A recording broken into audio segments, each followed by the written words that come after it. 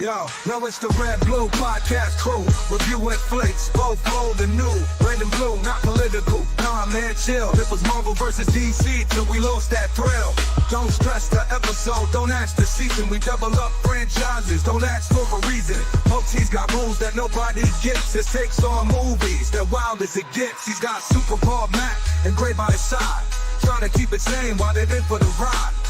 These measures are out of control, but in the end he's got the final role. Yeah, that Blue Podcast, come check the scene. Movies old and new, know what I mean?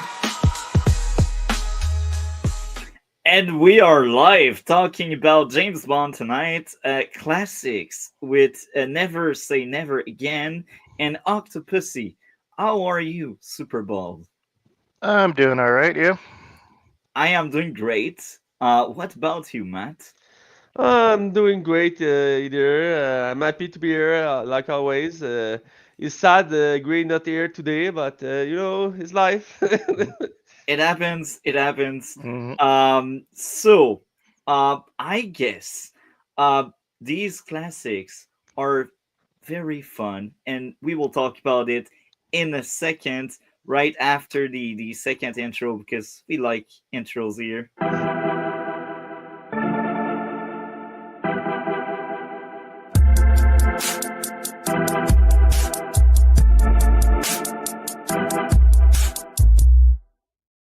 So, I will start by asking, Matt, I think you did some research about Never Say Never Again. Little bit. Would you mind sharing a bit of that with us right now? Okay, I will try. My English is not as good as you two guys, but I will try my best.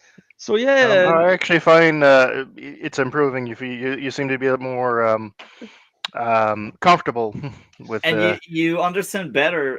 Well, maybe not understand. Yep. You explain better, I should say. That was the right word. Practice makes perfect. But if ever you're not sure about something, you can always ask. That the idea with this podcast, I train my English with you. It's a nice way to do that. So yeah, and thanks for your good comment about that. So yeah, Never Say Never Again is a particular movie about James Bond because it's not an official movie of James Bond. It's out of a series. It's not produced by MGM or Eon Production because all the James Bond movies are in the same continuity. I think. Yeah. But this movie is not in that. Sean Connery is in the James Bond for this movie, but is not the James Bond we have seen in past. This movie is a remake of James Bond movie with Sean Connery in 1965. The Thunderball. Thunderball, thank you. Mm-hmm. And this Thunderball is based on a novel of Ian Fleming, but this novel is unique because it's not just a story by Ian Fleming, but by Kevin McClory. And this Kevin McClory sued Ian Fleming for the right of this book, and he win on justice. And after that, he have the control of the adaptation of this book on the cinema. And this is why we have this movie, this remake out of the series after 20 years. When the original movie came out, he tried again 10 years after, but MGM pay him to not doing that, and after that he give back the right to the MGM for the future statement of James Bond movie with this book. It is why with Daniel Craig you have the movie Spectre, because Spectre is a villain created in this book, the Thunderball. So this is why we have a Spectre for Daniel Craig and not before that. This is a story about this movie. This movie is unique, like I say, but I don't think it's a classical because it's out of the series. So not many fans of James Bond see this movie.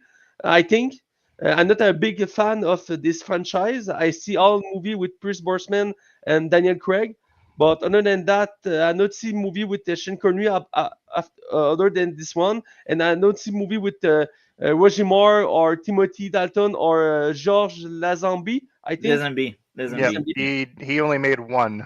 Yeah, Yeah. I know that because this agent say James Bond is not a role with the future, so he gave Hmm. up the role, and Sean Connery come back for one movie, and after that was Roger Moore for Yeah, like then George Lazenby faded into obscurity. I think exactly. he should have probably stuck with James Bond for a little bit. Yeah, There's also Timothy Dalton, but he's much later. I think he's the one that did the 1985 or 1989. I think after the one we're reviewing today, Octopussy, there was For a View to a Kill, which was the Yeah, last one Roger Moore did, and then Timothy Dalton did two, I no, he think. did one. no, The Oh 1989. no, he he, did two. He did, I think, Living Daylights and License he, to Kill. Timothy Dalton do Living he Daylights. do Hmm. two movie. You're Timothy Dalton right. do two movie, but this movie not work. That's why he have just two movie. After the second one, he decide to change the actor because that not working And they for took the. a long break, like they took the longest break ever between like Bond movies. They Six took like years. 6 years, yeah, and then they sort of like almost kind of rebooted everything. It was still the same continuity, but they like rebooted everything, like recast all the characters. The only one who came back, I think, was the guy who played Q. He was in like the first 20 or so Bond movies. Yeah, he changed. Even him, I maybe it wasn't the first one, but I I, remember that. I'm getting caught up actually on the Bond movies. I was never a huge fan, so I'm kind of getting caught up on them now.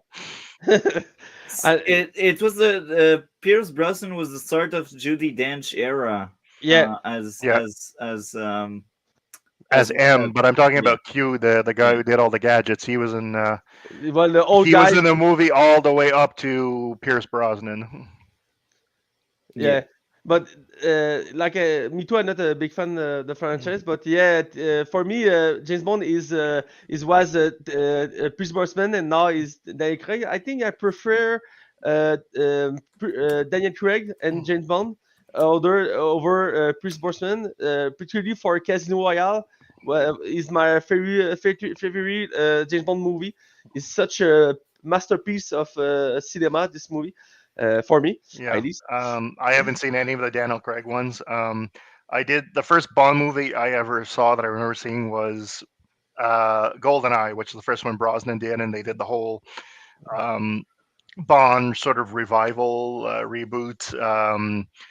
I don't remember the movie at all. I remember the N64 game that came out with it because it's Such a good game. Such a because good it's a game. classic. Yeah. Um, and I know it might have been the second Brosnan movie. Which one? I know Uh, them by art. They are my childhood. I know Halle Berry was in it. That's Die Another. I always mix up the titles. Either it's Die Another Day or Tomorrow Never Dies. I know it's one Tomorrow of the Never, two. one of those two. Yeah, It's but the one or from was that the 2002. one with was that the one with the invisible car? I remember that. Yeah. With Yeah, the yeah, laser in the ice castle. Yeah, I yeah. remember that. Yeah. 2002. Mhm. 2002. The Pierce Brosnan movie was good. Maybe not the last one. I remember it was Die Another or Tomorrow Never Dies. Like it the was two I okay. mix up always. It was I know okay, but Terry Hatcher was the Bond girl in one of those. I forget which one. it was the one that I was talking about, the last one with Pierce Brosnan. The main villain was like a Nazi, I think, Yeah. and the story make not no sense. At one point, James Bond do a snowboard with some piece of crap, and on it's not realistic, not make sense. It's a story for another day. Today we talk about Never Say Never Again, but yeah, like I said, not see all movie with Sean Connery or Roger Moore, etc. But now I see one movie with Sean Connery is not the official James Bond. It's funny to say, but it was a unique, what interesting experience. I think for a fan of James Bond, you need to see this movie. It's unique in this way. Like I say, it's not a part of the continuity. I don't know if you want to. I want my opinion What? Not yet, very soon, but not yet. I Okay. gotta add something because you mentioned Thunderball, and as someone that has seen Thunderball like roughly maybe 6 to 7 months ago, I still remember very well Thunderball. Um, it's two very different movies. Okay. So even if it's a remake, it's two very, very different movies. And Never Say Never Again, as much as I enjoy what they tried to do, I think it's a step down. And I think it's not. Yeah, it's not a straight remake. And because I think legally there were certain things they just couldn't use because they didn't have Yeah, the rights to. They only had the rights to certain aspects of the Bond continuity. yeah, So, which is we'll get to that later. But that's one of the reasons why Q is actually called. Oh, I can't remember what he was called, but he was called something else. yeah. And I must add, just before I pass on the mic briefly to Superbald, I must add that Thunderball had one of the best action sequence in the Bond franchise by the Really? end. So The it's a underwater, must the see. underwater Don't, scene. oh, Yeah, you spoiled it! You spoiled it! So Mike, sorry. go see it. Someday, Um, someday I will see this this movie. Yeah. this action sequence that Superbald spoiled for you is Sorry. peak James Bond. Yeah, it is. And as someone that complains about things going on for too long, I didn't complain there. I wanted more. It was just great. Again, Thunderball, classic James Bond movie, and it's very different as well. So now I will pass on the mic briefly to Superball, asking him, did you do some research on Never Say Never Again? I did. I was aware of this movie, and I was aware that it was outside of the uh, Bond continuity, but I didn't really know any of the details. I did do some research, and as Matt was saying, it had to do with the novel Thunderball. That there was a lawsuit because it used elements that Ian Fleming had co-wrote with someone else, and that's why they were allowed to make this movie. Apparently, like even when this movie was made, the lawsuit wasn't even fully resolved. Apparently, there was from what I read, it was only fully resolved in like 2006. Um, but yeah, so I did do a bit of research to know the background of it. Okay, do you want to add more on that aspect? Because you did more than me, which is very fun. I'm jealous now. No, it's yeah. So I think that we're because uh, they only had acts. There were certain things legally they could not use from James Bond, the movie, the James Bond continuity, the MGM Eon films. Yeah, there's certain things that are missing, and certain things they had to change.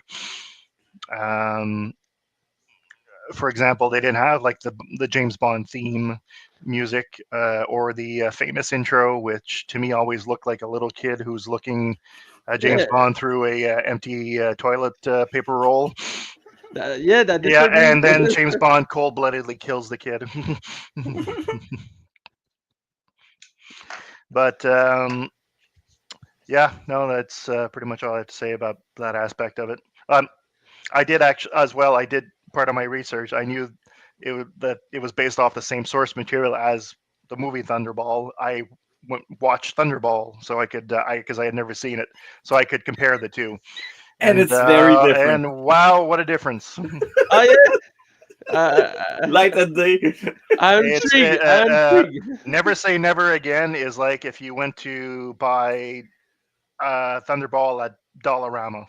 That That's generous, man. yeah, You Okay. don't buy it, you steal it. Oh my god. true.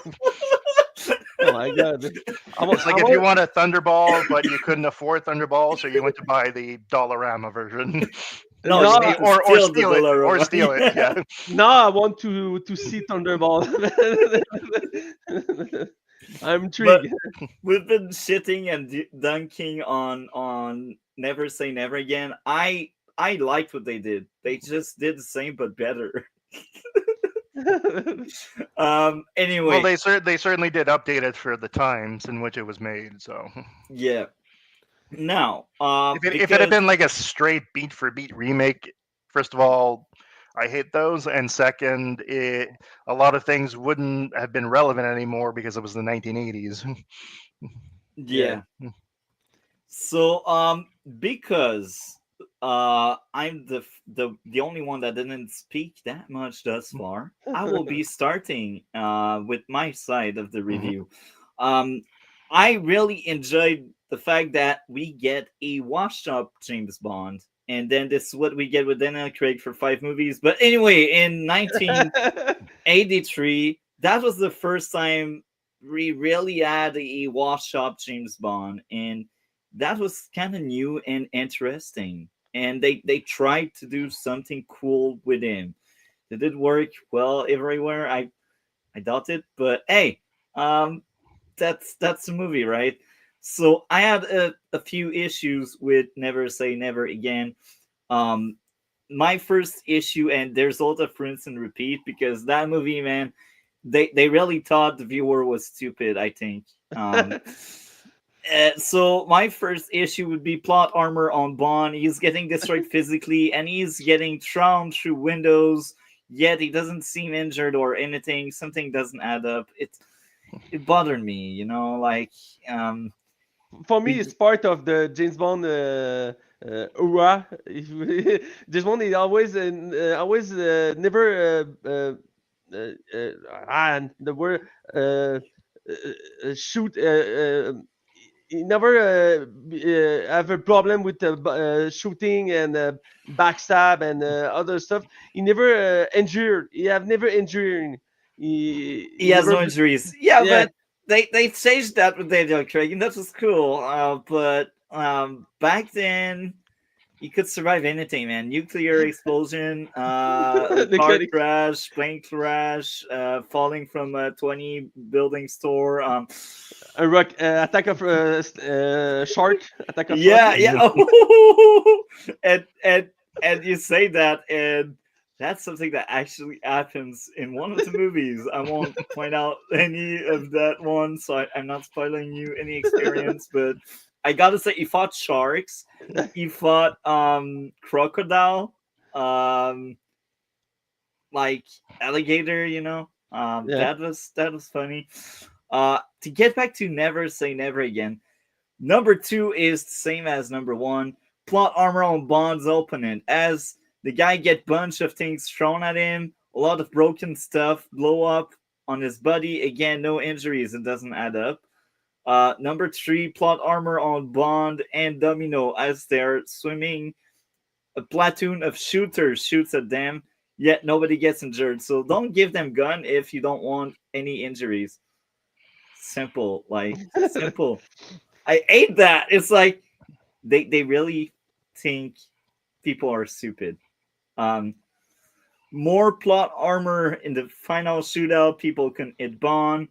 And my final issue would be the main character. No, not the main character. What am I saying? The main villain. The main villain was forgettable and weak compared to other within the franchise. So I think the villain for that Bond movie was really weak. And Mhm. the Bond franchise is not known to have the best villain out there. Even the Daniel Craig era had probably the best lineup, but in the past, they were okay. They did the job. But here, no, it didn't work. It didn't work. Simple. Now, these were my issues, but I sound overly harsh toward that movie. But I still liked it. That's a fun Bond experience. It's not on Her Majesty's Secret Service. That one was terrible. Don't watch it if you don't need to. But Never Say Never Again. Um, it the gadgets were cool, like pins blowing up. I like it. It's James Bond. It's classic. It's trope. Your pins can blow up. That's cool. I want one like that. Um, Bond being washed up since he's not LT early in the movie, and that was a very interesting aspect. I said it, and it's so funny. I enjoyed how he almost turned someone blind with his piss. That was actually hilarious. I like that aspect. It's like, bruh, it's so radioactive. You don't want to spill the acid on someone. Um, Again, I think the humor of um that movie was on point, and usually you want James Bond to succeed and beat the shit out of everyone, but here he takes more beating in his lifetime than ever. Like that was the one time where like pretty much everyone was better than him, and that was cool for once. It's like, oh, that's different. You won't succeed all the time, and I like that. I think that's the strongest asset of that movie. And I will admit, Nicole's death was sad because she died at some point, and I felt something. She was a decent character, better than the main villain. And Mhm. again, I enjoyed Never Say Never Again, despite me being very harsh on it. That's a fun Bond experience. It's right in the middle, alongside the others. So that's my part, and I will let Matt go next. Yes, so like I said, I'm not a big fan of the franchise. I can talk this movie is a good remake or not. I not see the original. And fun fact, I missed to say that before, but it's not the first remake of a James Bond movie. You have as today you have a three movie about Casino Royale. Mhm. The first is 1957, I think, and the second one is with Peter Sellers and 1967, I think. And the two movies are out of continuity, and so it's not the first time he does a remake of a James Bond movie. But and this big and the big production is the first time, I think. So I can talk, like I said, about this a good remake or not. But for this movie, I feel like this movie is like a classical story of James Bond. Nothing new, just a good entertainment with something new. I would say is we follow old James Bond. I think it's a good idea. All movie with James Bond is always the same young James Bond with many action, many beautiful women, etc., etc. But for this time, we follow all the James Bond need to need to training to go to be good again. And I think it's good. I was disturbed with two things. The first is the intro. You not have the song with the like super talk the scope with the Mhm. blood and when you shoot. I was disturbed by that because all movie I see with James Bond is you have That's what that is. It's a gun scope. I thought it was an empty toilet paper roll. no, it's a gun No, scope. I'm just kidding. Yeah, I was disturbed by that. I was kind of sad to not see that because I think it's part of the universe of James Bond. And the thing is in this movie, like I said, James Bond is an old character. The synchronity in the time was 53 old, and all women in this movie fell in love with him. Like literally, each female character would talk It's in this James movie. Bond, bro. I know, but I remember in the Chris Brosnan movie, is that over the top like that? Yeah, and at the start of the movie, the nurse fell in love with him. The bad woman fell in love with him. The wife of the bad guys fell in love with him, etc. The random woman he find in the Bahamas when he come to the island fall in love with him with a second. I was like, man, and It's a power fantasy, bro. It's James man, Bond. when when the same when in Bahamas when yeah he come in the one day in the morning he sleep with the bad woman. She tried to kill him with the shark. He come back. He sleep with another woman, and this hotel room blew up in this face. I was like, man, what I'm watching? It's so kitsch. It's so over the top. I was like, okay, I am entertained, but it's not good. It's not a good entertainment. I was okay. It's not a original James Bond. It's a auto continuity, so I accept the change the movie does. But in the end, for me, it was a good entertainment, not a great James Bond, not a memorable James Bond movie to see, but it's a curiosity to discover for what is offer. Like I say, it's not a movie part of the continuity, though, so the movie tries something new with the formula and something more, something not. But in the end, I think it's interesting to see Sean Connery back in the role. And the time you see after Diamond or Forever, he want no more play this role. But for this project, the studio he give him so much money for him to come back. So he say yes, okay. And I think it's about the right choice because Sean Connery is James Bond. You know, he started career with that role, and when you would think about James Bond, you think Sean Connery, Roger Moore, and the two actors are so iconic in this role. Uh, Today we talk, we say Daniel Craig. He gave another aspect of this role, and he was very great for that. But for so long it was Sean Connery and Roger Moore for James Bond. I think it's need to, but and say the other side is weird to use the same actor for a remake the movie have done. I don't think it's a normal thing to do, but it's working, like I say. And I was amused by the sequence with the video game because at one point James Bond fight the villain on the video game. I was like, what? Yeah. Like, what is this statement? I'm like, yeah, this was the Pac-Man era, so I guess they wanted to try to cash in on that and try to get the kids to come see the movie. Yeah. I was like, hey, man, I never seen James Bond play a video game. It's so funny to see. Again, it's over the top. It don't make sense, but the villain and the James Bond fight with like a Yeah, video game, like a domination of world when you And they shoot. get shocked when they lose. That was a fun yeah, concept. and I was to like, me that was like that. You've probably seen this meme online. I don't know what movie it's from, but it's like Steve Buscemi who's like dressed like a teenager, and yeah, and he walks up. He's like, "Hello, fellow teenagers." He has a skateboard. To me, that's what it is. Is like they're trying to be hip and cool and try to get the kids to come see the movie.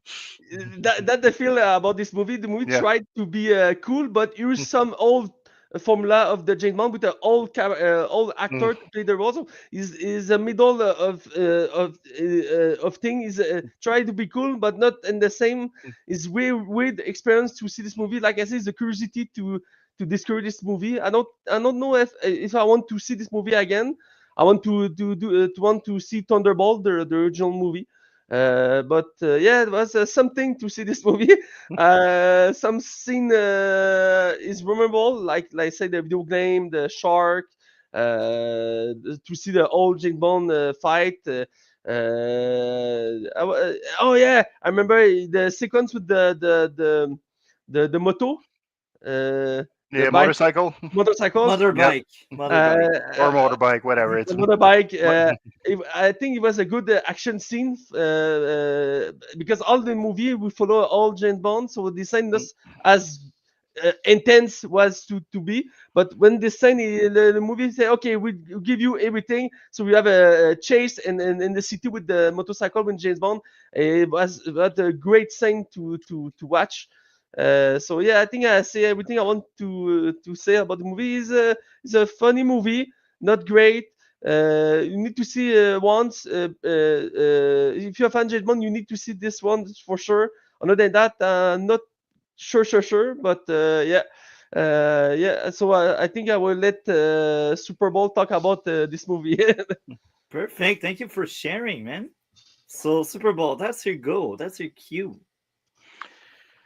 all right. So yeah, as I was saying, this is if you compare it, if you take it on its own, it's a different thing. But if you do compare it to Thunderball, you're like it's like wow. But on its own, it can be a fun movie if you don't take it seriously. Um,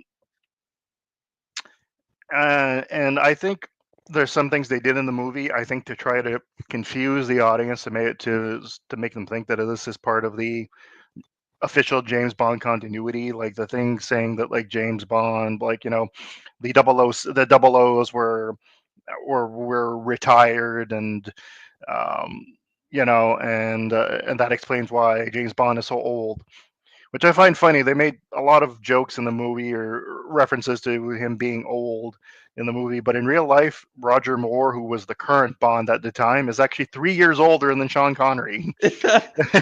Oh, uh, okay. yeah. um, and I mean, obviously, we can go look it up on the internet and see all this, this backstory of how this movie got made. But in 1983, unless you were like a big super fan or something, or you were in the know, most people did probably thought, oh, this is an official James Bond movie. And they Um, also had Octopussy, the and same year, which because is a lot of people are Octopus probably confused. It's like, why are there two James Bond movies in one year, and why are there two different actors playing him? But and uh, Octopussy had a bigger studio power, I think, because it was yeah, and bigger part of the budget too. Yeah, franchise. much. Yeah, Um, I mean, they did update the story for the '80s, obviously. Uh, in some ways, maybe they shouldn't, like that. What Matt was saying with the video game, of course, because this was the Atari era. At least Funnily enough, it was a funny memorable enough, thing. the year this came out, 1983, there was a big video game market crash, and a lot of people thought video games were done. They thought it was just a fad at that point, and there was a big market crash that year just because there were just too many uh, uh, small developers who were just making massive amounts of crappy games. Oh yeah. Um, which is why when later on when Nintendo came along and all that, they instituted strict quality control to avoid something like that happening. But anyways, it was just funny that that was in the movie, and a lot of people were probably thinking that at the time, oh, this is just a gimmick, and they were right. um, but obviously, there's a lot of things that they couldn't use in this movie. The intro, the iconic James Bond theme music. Um, like other Bond movies, they did have a theme song for this movie, but they didn't even have like an intro to along with the music. The music was playing as we saw Bond, going through his training stuff at the beginning. Um, and it was very 1980s in the way, like fitness, the fitness craze of the early 80s. This was the time of Jane Fonda workout videos and 20-minute workout and that kind of stuff. And um, so that's why Domino was like a fitness trainer or whatever. And let's say they were making this whole thing about Bond changing his habits. It's like no more martinis and steak and all that. You're going to be eating this and that and getting into shape um so they obviously had to recast Felix. They got Bernie Casey, the late Bernie Casey, to play him, which is a good actor. He hasn't been in much, unfortunately, but for those who did see that movie, he was obviously Mr. Ryan, the teacher in Bill and Ted's Excellent Adventure. Mm. Um, he also played a rather small but memorable role in a couple of episodes of Star Trek Deep Space Nine, but that's something else. For some reason, Rowan Atkinson, Mr. Bean, was in this movie. First role. First role. Yeah, really? Okay, I didn't know that. I know at the time this came out, he was involved with, um I think, the comic strip and all, and with the alternative comedy boom of the early '80s in Britain.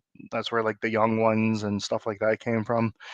Um, Yeah, his role I think was meant to be comic relief, but we see him Yeah. in like we see him in two scenes. It's like he's Yeah. very underused. Uh, Um, Fun fact, maybe many years after he does a parody of James Bond, Johnny English movie. yes, Johnny English. He Yes, does three movie. yes. Is a parody of I've James seen Bond. both. The first Johnny English is I loved it. The second one was terrible, but um, yeah, that's true. I forgot about Johnny English, but Yeah. that's true. Um, they had Max von Sydow play the villain who is Blofeld, but they couldn't call Blofeld. um, he's a good actor. again, he wasn't didn't do much in this movie. Just a generic kind of Bond villain. Um, so I think he was just wasted in this movie.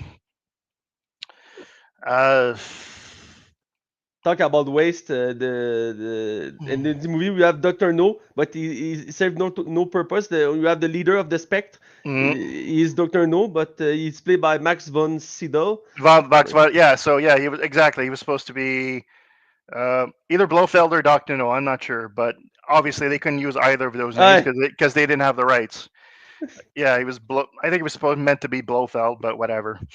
Um, it was directed. I was surprised to see this was directed by Irving Kershner, who directed the best Star Wars movie ever, The Empire Strikes Back. But mind you, he also his last movie that he ever directed was also RoboCop 2. So he's had some hits and misses in his career. I think this one falls sort of in the middle of that. No. Um, One actor that I was a bit surprised, or not surprised, but happy to see, was Anthony Sharp, who played Lord Ambrose in this movie. He's not that well known outside of England, but he was, I think, a favorite of Stanley Kubrick. He was in a couple of his movies. He had a small role in Barry Lyndon, and he also played the minister in A Clockwork Orange. And this was actually his last movie. Apparently, he died like maybe a year later. That's Q, unfortunate. yeah, Q was completely different in this movie. Different actor, obviously, but his characterization was completely different, which I thought was interesting.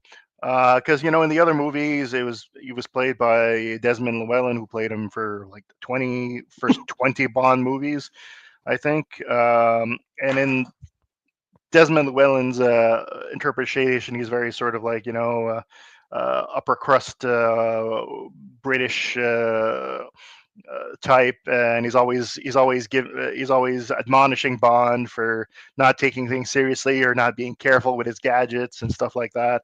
In this movie, him and Bond are more like kind of like buddy, and he's more like he's like, hey, look at this cool, sort of like, hey, look at these cool gadgets I came up, and he had a completely different accent as well, not so much the upper crust British accent, more the not quite Cockney, but a more sort of working class kind of British accent.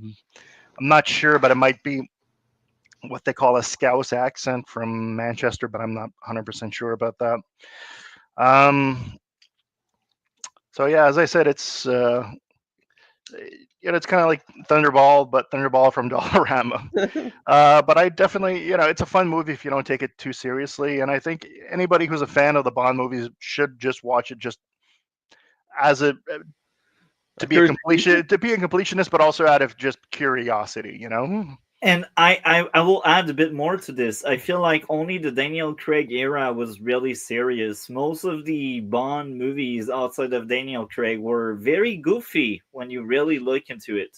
Especially, and I'll get to that when we get to Octopussy, especially the Roger Moore era.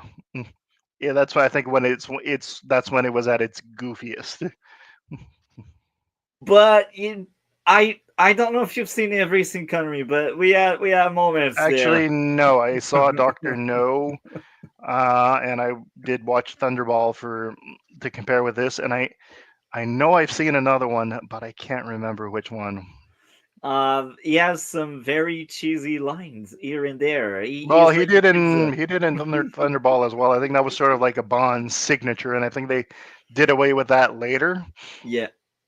But I think that was sort of like a signature of Bond as the character. I've never read any of the novels, so I can't say if that is part of like the original Bond character from the novels. But yeah, as far as the movies are concerned, that was definitely like a trait of Bond the character. Yeah. Do you want to add more on Never Say Never Again? Nope. Okay. You talk about the cast. I remember you have the main Bond girl is played by Kim Basinger. Kim Basinger, which I should have mentioned. I think this was one of her first movies. Because for those, you youngins who weren't alive at the time, who weren't old men like me. Kim Basinger was actually a really big movie star in the late '80s to about the mid '90s. She was married to Alec Baldwin. She was a big movie star for a while, and I think this was one of her first movies. Like I think before she became famous. Yeah, Yeah, exactly. I remember probably. her for a Batman movie. Batman, yes, Yeah. yes. The That's much later. Batman. The first she was in the first Batman movie, the Why, 1989 with Michael Michael Keaton. Keaton. Yeah. Yeah. That disturbed me because in the Batman movie she in couple with Michael Keaton, and this hmm movie she in couple with Sean Connery. Who I was was like, probably like 30 years older than her. yeah, I was like, Michael Keaton not that old, and Sean Connery he's so old. I was like, Mhm. okay, that Hollywood and this time. But it's weird when you check the old or the actor or, and it's disturbing to see that. She was actually a baby when Sean Connery became James Bond. Yeah. Basically, that's what was going on. Anyhow, I will ask Matt first. What? Well, before we go there, do you want to add anything, Matt? I had the last thing I was forget is the Kim Basinger.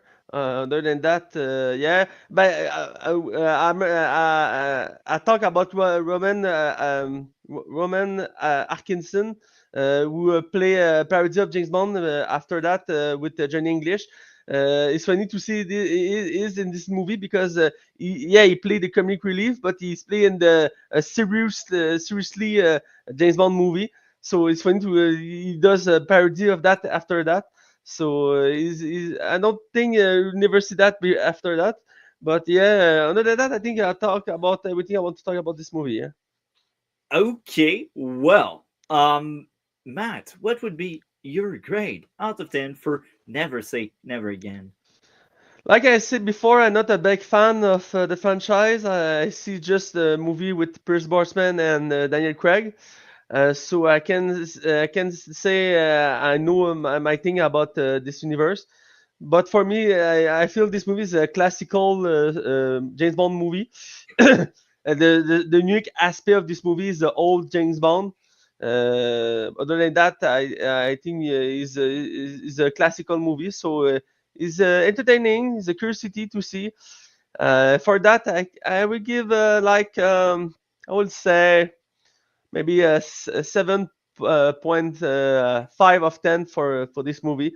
It's not exceptional, not memorable, but this movie give us what we want to see about the James Bond movie. So yeah. I feel you. I feel you, man. What about you, Superbald? Any closing thoughts, or are you ready to give away your grade out of 10 for Never Say Never Again? Yep. Sorry, I was eating a handful of peanuts. That's why I went off camera, and also muted myself so you didn't have to listen to me chew. Um, me, it's going to be a 6.5. It's fun if you don't take it too seriously, but compared to the whole Bond universe, it's a bit low It's weak tier. here. Yeah, and forgettable. Glad I watched it. I think anybody who I'm not a huge fan of James Bond, but anybody who is a fan should at least watch it just out of curiosity.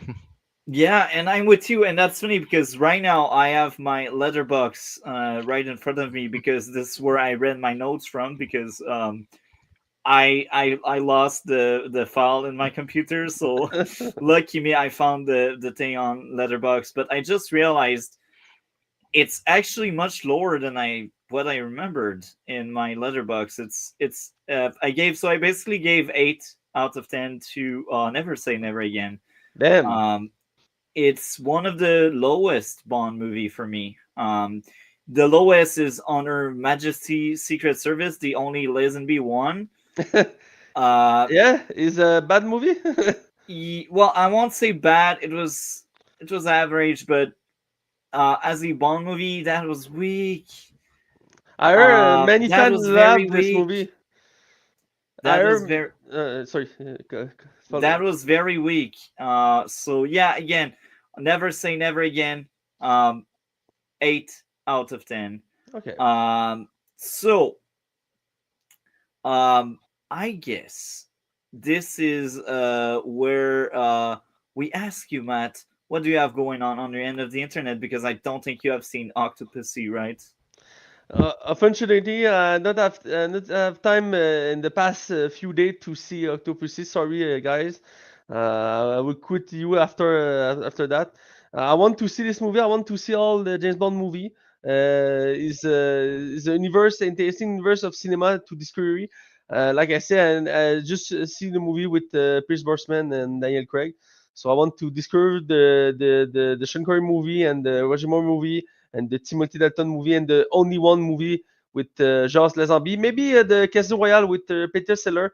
Some friends say is a unique piece of cinema to discovery. So maybe I will watch this movie after that. But yeah, like usual, I see movie and series and TV show, and I write about them on my letterbox in French, opportunity for your audience.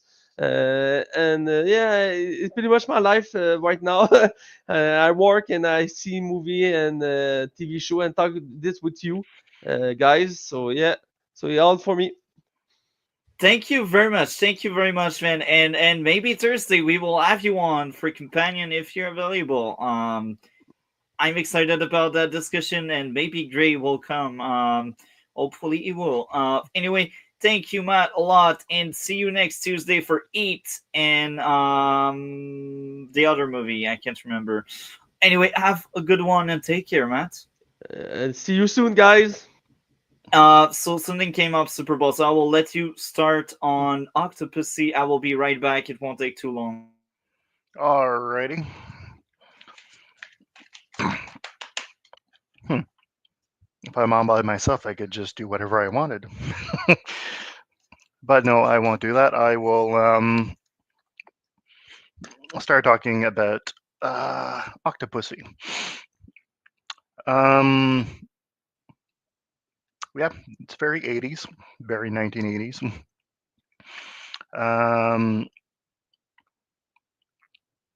the intro at the beginning where they're in some random uh, South American or Central American country with the fat Castro look-alike, I think is very, appropriate for the time. Is America was very much meddling in a lot of those countries in the 80s, in Nicaragua and Grenada and places like that, Venezuela. So, yeah, I found the intro very goofy.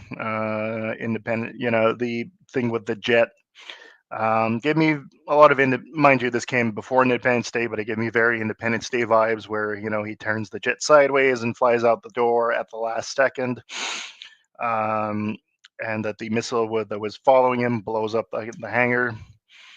Kind of reminiscent of Independence Day, but obviously Independence Day came later, so most likely it was inspired by this or just by that particular trope. I know that the movie that came before this, which was For Your Eyes Only, which we reviewed a while back, it was meant to make Bond more Human. realistic and more grounded. And I find that with this movie, they just did a complete 180 with that. Especially like more towards the end of the movie when he's just trying to escape. He has the Tarzan yell when he's swinging from vines. He tells the tiger to sit, and the tiger actually does sit. Um, James Bond, we must say it. James Bond is a power fantasy. That's what's going on. True. Well, now I know where that meme of Roger Moore dressed as a clown comes from. I had seen that on the internet before. I knew it was from a James Bond movie, but I didn't know which one. So at least I know where that comes from. Things about this movie, I don't know if it would be considered racist, but at least not appropriate today. There's a lot of, especially the scene set in the year, there are a lot of Indian stereotypes. Yeah. The snake charmer. And when Vijay was posing as a straight drummer, I found it funny though that he played the James Bond theme music on his flute to let him know, "Hey, I'm your contact." Uh, Kind of meta, but it was funny. But yeah, there's a lot of like Indian stereotypes, snake charmers, riding elephants, um, stuff like that. Sword eater, and the sword eater looked like an Indian Ron Jeremy. Um, the goofy stuff too when there's being chased and he throws money and it actually lands in like the dude's in in the guy's bowl. um, Good cast though.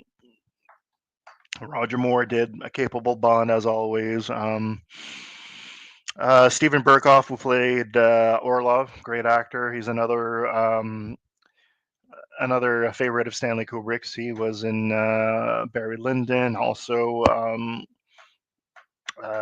Clockwork Orange, and also he's played like a lot of memorable characters, villains a lot in a lot of movies.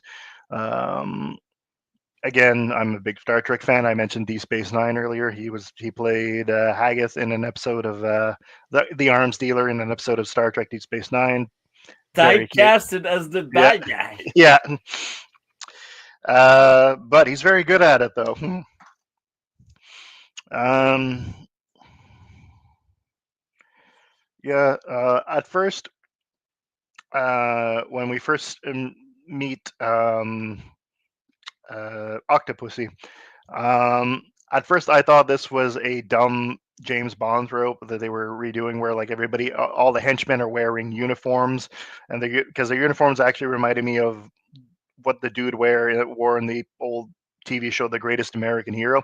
But then I realized no, it's because these people are work for her circus, and that's what they wear. That's their costume. So not henchman uniforms. But another trope which was common at the time, and even then I think was already overused, was defusing the bomb at the last possible second. With less than a second to spare, saved everybody. um,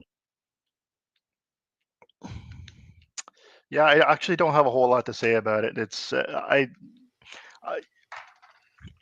I remember saying this about For Your Eyes Only, that I thought it was like a sort of like by the numbers James Bond movie, and I think this one falls in that category too. They were just at this point they'd established a formula, and they were just following it. They had like a checklist of like, okay, Bond, there has to be this many beautiful women, there has to be this many foreign locales, there has to be this a chase, there has to be this and that, and it was really just like they were just they had like a script template and they were just filling in the blanks. Um, Obviously, it did seem to work for them because these movies were tended to be very profitable. From what I read, this movie was slightly less profitable than For Your Eyes Only, but still like close enough that it probably fell within their expectations. Which, interestingly enough, while I was doing research for Never Say Never Again, that I was surprised that it was actually quite profitable. It made less than Octopussy, but it was close, and it was considering the smaller budget they had, it was actually the movie A bigger gain. bigger. Gain. The movie was considered a success, which kind of surprised me.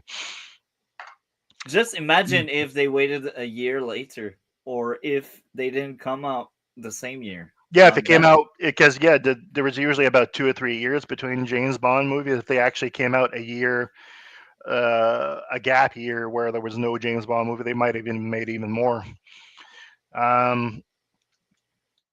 Mind you, in 1984, there was a lot of good movies that came out in 1984, so they would have had a lot. They would have had a lot of competition. So maybe it was good that it came out when it did. So, but yeah, I don't have a whole lot to say about it. It's still a lot. You covered a lot of ground, which is great. Now, I gotta say, before I get into my notes, there's a side note, as I call them. 41 years after the movie came out, James Mm. Bond did sound like an essay enjoyer as he still went on a girl despite her saying no. How weird. True. I True. remain True. YouTube Yeah, friendly. That's that's. why I said I'd essay, say that but is probably the worst aspect of all those Bond movies. That's the aspect that is like has aged the worst. yeah, and he can be racist all he wants, but that thing, man, I'm not on board. And Yeah, me neither. Yeah, and that's it's interesting. It's interesting because it's kind of the first time I really point that one out because I don't remember, and I've seen and most of the it's one of Bond those movies. things that you can't even defend by saying, "Oh, well, that times were different." Now, even back then, no. It's bad. Yeah, It's exactly. bad. Like yeah, and again, I think that was the first Bond movie where I didn't notice that. Maybe it happened in other before, but I think that was the first time, and hopefully it's the last time. But mind you, in Thunderball, when I was watching that to compare, yeah, there's a scene where the massage lady, he just starts the physical therapist lady who's giving a Oh massage. yeah, He just I starts kissing forgot. her, and Yeah. she's like, "Behave yourself, Mr. Bond." You're right. I And forgot then about later that. on, he tricks her because he, excuse me, he says something. Oh, I need to report this. He's talking about what he's just learned from the henchman. He needs to report it to MI6, but she thinks that he means report her to her boss about something.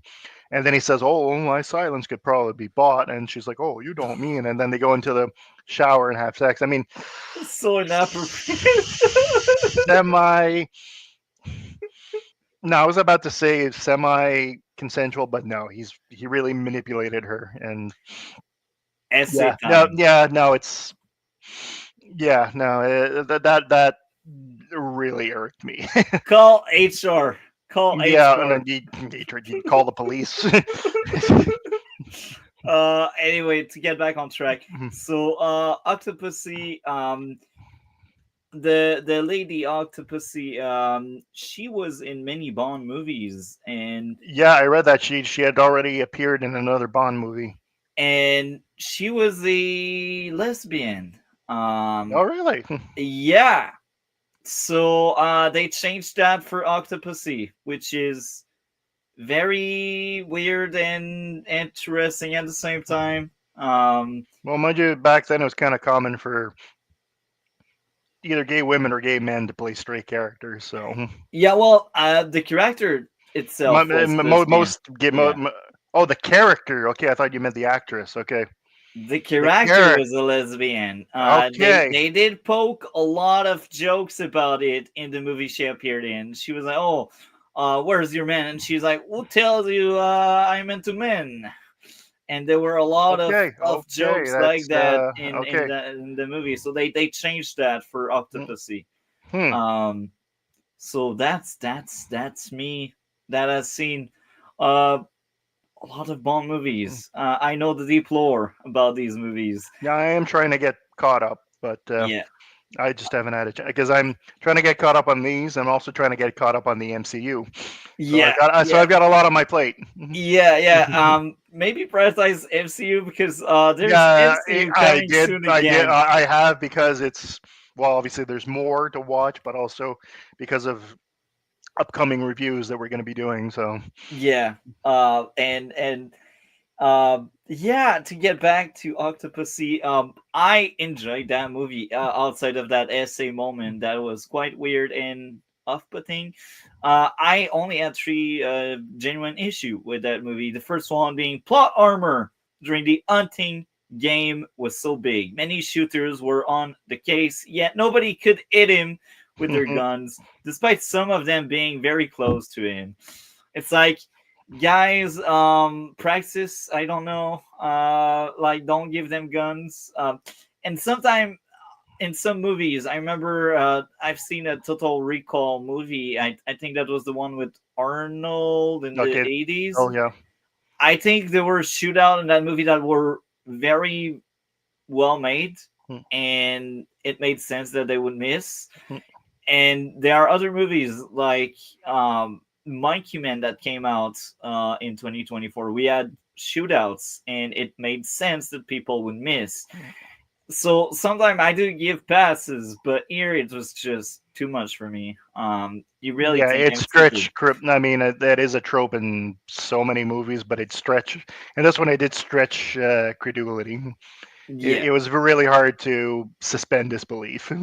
yeah. My second issue would be it feels off that James Bond would accept a drink when meeting Octopussy, as he knows she is a villain and she is dangerous. It's like asking to get deleted.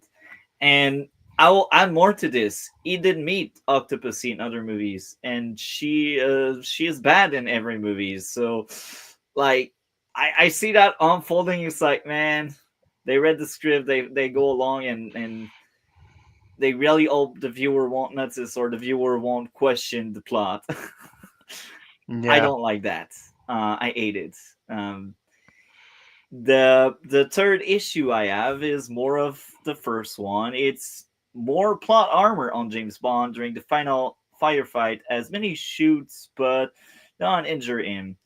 Um, Now again, usually it's just my thing. I start with the negative because I want to close off on the I note because I did like a lot Octopussy.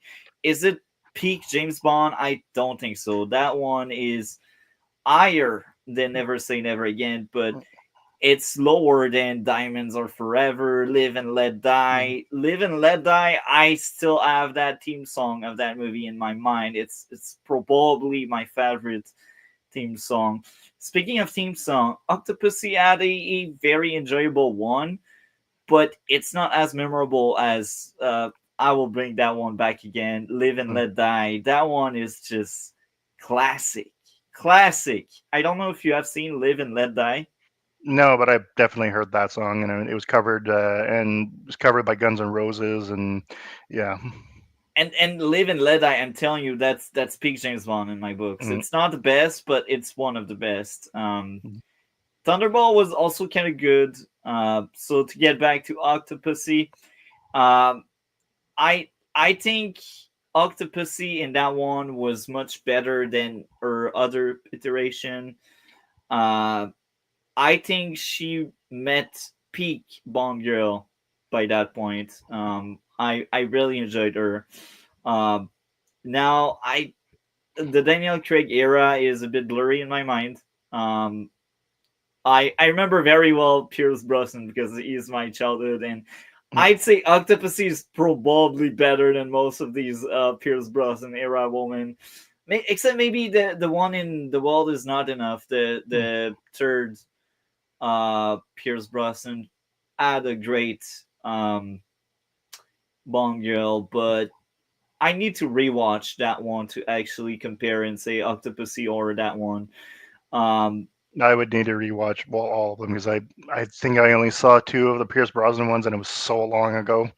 yeah, they are classic in Yeah, my I think books. I think yeah. So this year is actually the 30th, and that makes me feel incredibly old. But this is the 30th anniversary of GoldenEye this year, I think, Yeah, and I saw it when it came out on video, like maybe like a year later. So it's been almost 30 years for me.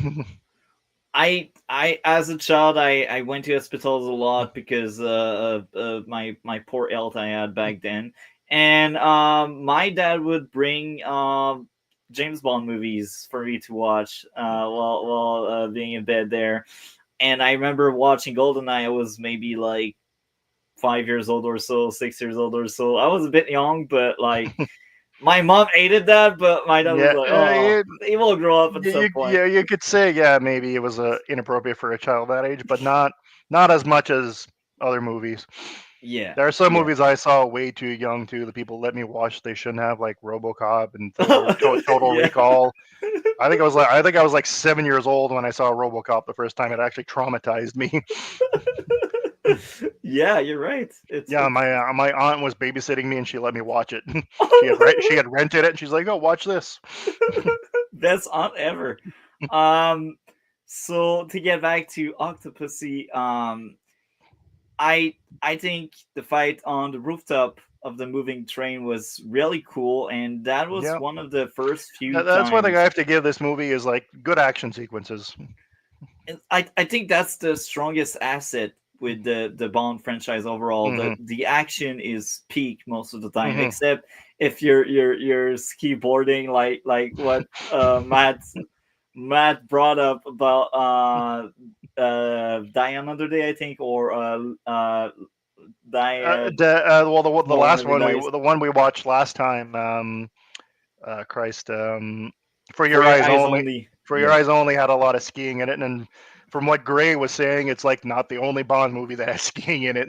It has become a trope. There's Yeah. skiing in The World Is Not Enough as well. Okay, that And rings a bell. Yeah. and I remember it a lot more because of the video game, because they also did a video game about that one, and that's Oh, my classic. yeah, that's right. I heard about that one. I never played it though. I played a lot of GoldenEye, but I never played the other one. The blue cartridge on the Nintendo 64. We I didn't never have had that. I never had a Nintendo 64 actually. The last console I ever owned was a Super Nintendo.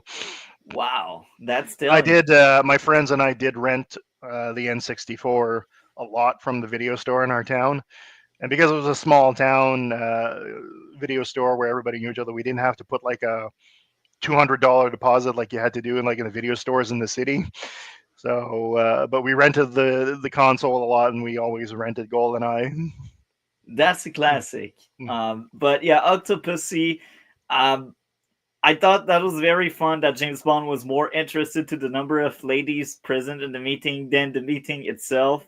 It was very accurate to his character. It's like peak James Bond moment there. Q Um, even has a line, something like he's like, "Oh, an island full of women. Oh, but we won't see James Bond until dawn." yeah, fact. Um, one of Bond allies dying was a bit sad. James Bond bidding I to test out the person that wanted the same thing was cool. Mhm. James Bond using the character dice against the cheater was great. Yeah, using his own loaded dice against him. Yeah, the poisonous pen, like these pen, they always come up with stuff. They Hmm. blow up. They give away poison. It's cool. It's James Bond. I like that. I like my tropes. But I wish I had pens like his. yeah, The closest thing I have is I have a pen that's also a screwdriver. that's cool. That's my kind of It's not even a toys. very good screwdriver. And that was kind of cool because I think that was one of the first few times where he took over someone else, another double O mission. If I remember correctly, maybe it happened prior. Maybe Live and Let Die. It's kind of far in my I haven't seen it, memory. so I can't say. Uh, if it happened, it only happened once before that one, or that was a first time. If it's not a first time, it's a second time happening because usually it doesn't take over someone else's work, but here Hmm. it did, and that was kind of cool. So again, I really enjoyed Octopussy. So I will ask you, do you have anything else you'd like to add on Octopussy? No, not really. Classic, a must see if people hasn't seen it. So I guess we move on to the grade. What would be your grade out of 10? Um, as I said, I think they were like kind of just following a formula at this point. Um, I don't think it's among the worst Bond movies, but it's not among the best either. I think it's very much in the middle. It is definitely better than Never Say Never Again. So I'm gonna give that a 7.5. Oh, okay, very interesting. In my end, this is a well deserved 9 out of 10. And for me, like most of the Bond movies that are on the top tier are like 9.5, 9.7, and I think we only had 110 in my books, and that was Doctor No. But outside of that, like there were a lot of 9.7s. Yeah, I look at my notes. Live and Let Die 9.7, Diamonds Are Forever 9.7. Um, and now we enter the 9.5 realm with Moonraker and Thunderball. So I really liked Octopussy, and that was a fun watch. That was one of the few Bond movies I did see before the podcast. Mhm. I didn't see every single Bond movies before doing this podcast, but I did see most of them, and that most recent watch was surely a lot of fun. So, yeah, I guess that's the outro. What do you have going on your end of the internet? Just this podcast. Nah, same old. I would like to maybe work on start some other projects later, but that'll have to wait due to other commitments. Okay, very well. I'm wondering, will you join us for the companion discussion Actually, I was Thursday? gonna bring that up. Unfortunately, I won't be able to this week. I really wanted to, but I won't be able to make it work. Okay, well, still, I think it's worth a watch, and I Mhm. cannot wait to talk about it. Yeah, I With definitely do you want to looking see it, forward. but I just won't be able to see it this week. Okay, well, that's very good to know, and I guess next week we get Eat and another movie great shows. I forgot the other one. Eat and 12 Monkeys. 12 Mhm. Monkeys. Um so yeah. Um with this we are out. That was another great week for the Red Blue podcast. Yep. Let's move on to the outro. Yeah, that blue podcast. Come check the scene. Movies old and new. Know what I mean?